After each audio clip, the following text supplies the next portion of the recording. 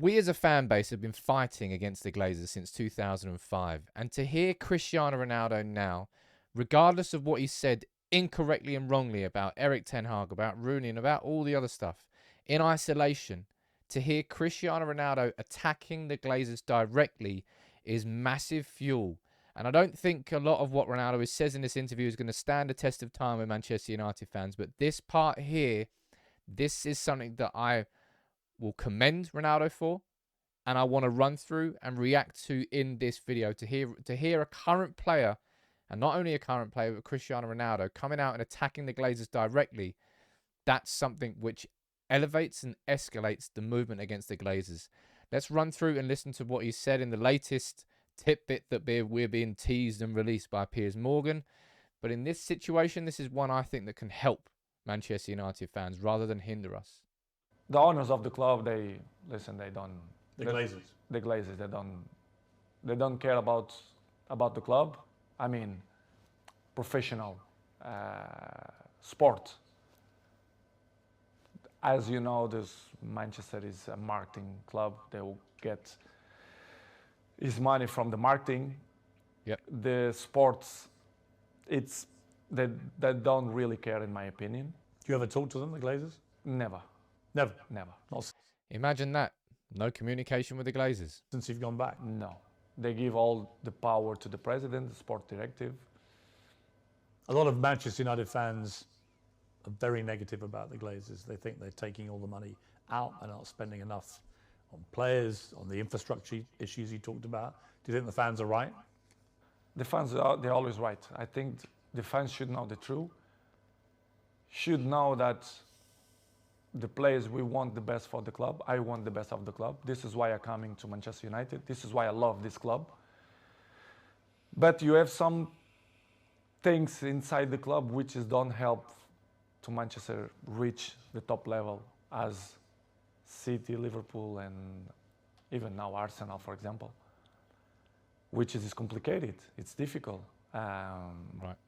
It's hard. In my opinion, it will be hard for Manchester to be in the top of the game the next 2-3 years.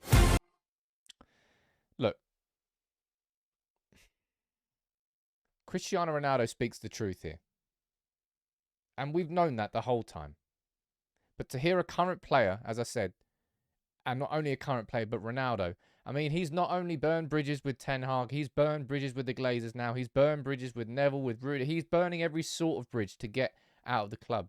And I don't particularly believe Ronaldo when he says that he loves the club. I think Ronaldo is a self-serving individual, and that mentality has driven him to be the greatest goal scorer of all time, I would probably argue. But I don't think he's doing this because he loves Manchester United. But it doesn't mean that this can't help Manchester United fans. And this is why I said I was pissed off about the fact that it was Piers Morgan that this interview went to. Because I said this, and I think I absolutely was correct about this. I said, look, sorry, let me just get that up there. I said there'll be a lot of truth in that full 90-minute interview with Ronaldo, where fans will empathise and agree with what he said. But Ronaldo gave the interview to Piers Morgan. Those stories aren't as sexy, so they won't be released first. And Ronaldo made his bed by giving that interview to Piers. But in isolation here, people, we've got Ronaldo attacking the Glazers directly. This has to be used as more fuel and more momentum. Look, if Manchester United fans protesting before the Liverpool game and getting the Liverpool game cancelled was a step further than it had ever been before, this is a step further than it has ever been before. To hear a current player, a massive current player, with the reach that Ronaldo has, this now sends it elsewhere. And hopefully it hurts the Glazers more. Calling it, Ronaldo's doing nothing but speaking the truth here. And that's what I reiterate there. It's what frustrates me about this, because I knew there were going to be plenty of things that Ronaldo says in this 90-minute interview that I think a lot of fans would empathise with. A lot of fans would agree with. And none more so than Ronaldo calling out the Glazers directly. So he's called out the owners. He's called out Ten Hag. He's called everybody out. Ronaldo wants out of Manchester United. And I think that is the reason why he's doing this interview, rather than the fact that he loves the club. And I absolutely stand by that. In terms of what Manchester United are going to be doing next in response, this is the official statement that they released on Monday, saying that Manchester United notes the media coverage regarding an interview by Ronaldo, but the club will consider its response after the full facts have been established. So Man United won't do anything from a sort of response perspective until the full interview's out, probably on Thursday evening. But we're hearing reports from Jason Burton of Telegraph that Manchester United are actually considering tearing up Ronaldo's contract, with separate conversations confirming that Manchester United are taking legal advice to find out what the actual correct thing to do in reaction to this interview. And so much of this interview, as I said, will not stand the test of time in a good sense for Ronaldo when it comes to his relationship with Manchester United fans. But this is one part that can, and this is one part that should. He can be wrong to call out Ten Hag and right to call out the Glazers at the exact same time. Both of those can exist alongside each other, which is absolutely what they do, because we need to get the Glazers out of our club. To hear Ronaldo speak out, as I said, in my personal opinion, you can disagree with this in the comments, and I'm sure some of you will. I don't think he's doing this because he loves Manchester United. I think he's doing this because he's burning another bridge. This time it's the owners. He's doing every single which way possible to get out of the club. But at the same time, it's something that can help Manchester United fans in our continued fight against the Glazers. This now puts a firm spotlight on the Glazers being bad owners. They don't care about the club. They just care about the marketing perspective. It's something that we've all been said. He's speaking the truth.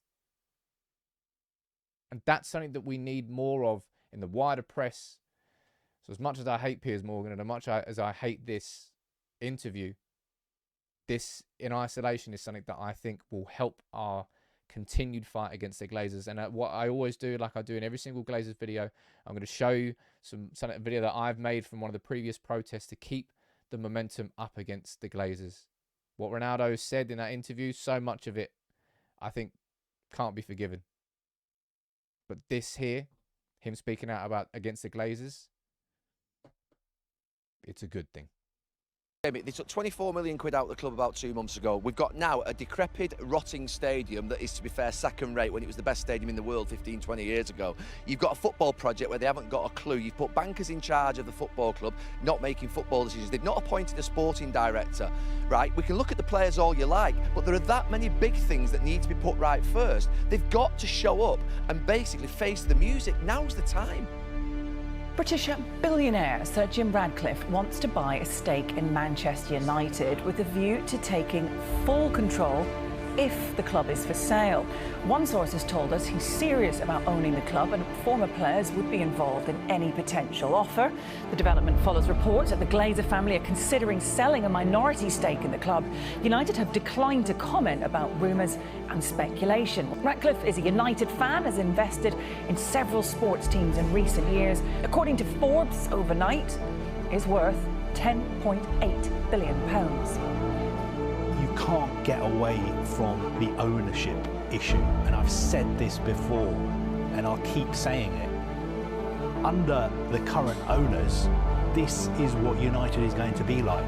The only money that has been spent on players at Manchester United is the money the club has generated or that it's borrowed.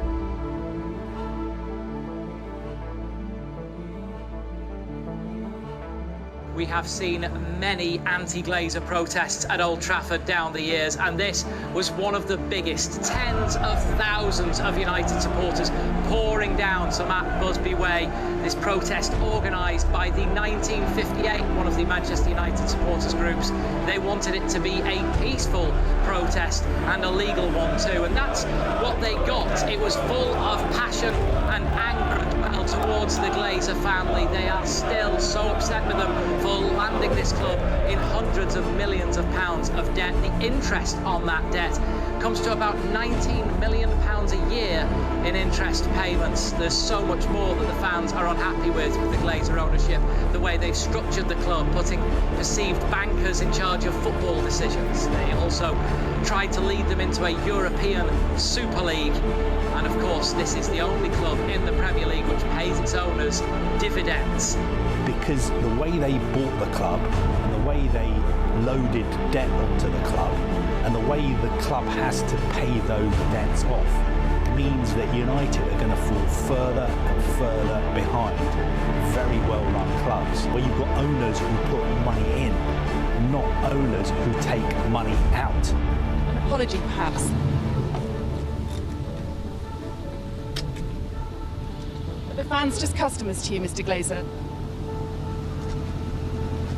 Manchester United need £1 billion in this next 2-3 years to either rebuild or renovate that stadium. They probably need another £500–600 million for training ground and other infrastructure projects and football investment. They've only got £40–50 million cash left in the bank. They were cash rich 3 years ago. They had £350 million in the bank. They've no longer got that money in the bank. Something is going to have to give soon, very, very soon.